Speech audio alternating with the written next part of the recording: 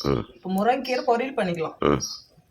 கீரை ரசம் தேவைப்படுறதுனால முருங்கைக்கீரையை வேக வச்சு எடுத்துட்டு அப்புறம் தாளிச்சு விட்ருவோம். நல்லா கொதிக்கணுமா? நல்லா உலை காஞ்சிக்கிச்சு. முருங்கைக்கீரை பொரிச்சு க்ளீன் பண்ணி வச்சிட்டேன். அதை போடணும். இப்போ கழுவிட்டு போட்டுக்கலாம்.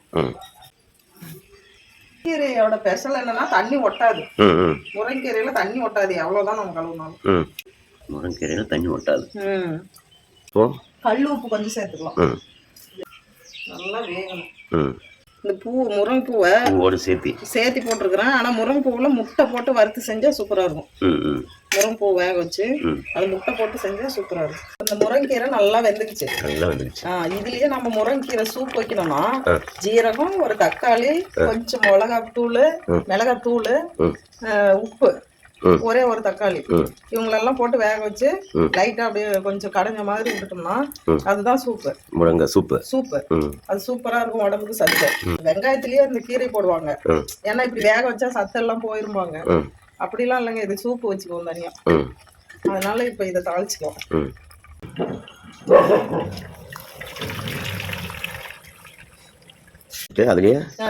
எண்ணெய் ஊற்றணும்.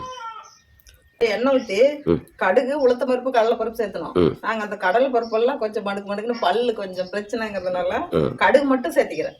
புரிஞ்சிச்சு. இதுக்கு சின்ன வெங்காயம் போட்டா நல்லா இருக்கும் அந்த கீரைக்கு. அதனால சின்ன வெங்காயம் கட் பண்ணி வச்சிருக்கிறேன், அதை இப்போ சேர்த்துக்குவோம்.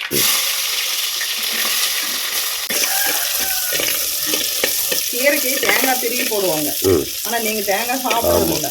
அதனால உப்பு போட்டு வேக வச்சு எடுத்து வச்சுக்கிறேங்க. இப்போ வந்து கொஞ்சம் உப்பு சேர்த்துக்கலாம். இப்போ வந்து மிளகாத்தூளும் இதுலயே சேர்த்துக்கலாம். போட்டு மிளகாத்தூள் வதக்கலாம், அது வந்து டேஸ்ட் கொஞ்சம் நல்லா இருக்கும். அதனால எண்ணெயில போட்டு வதக்கி கீரை போட்டுக்கலாம். கீரை சேர்த்துக்கலாம்.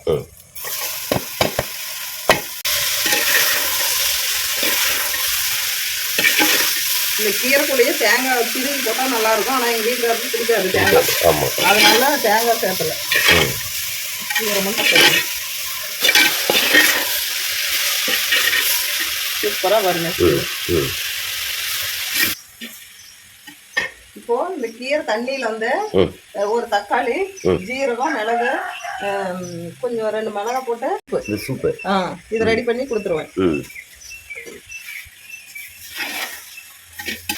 சூப்பரா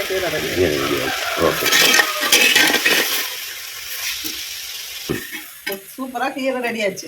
இறக்கி வச்சிருவோம்.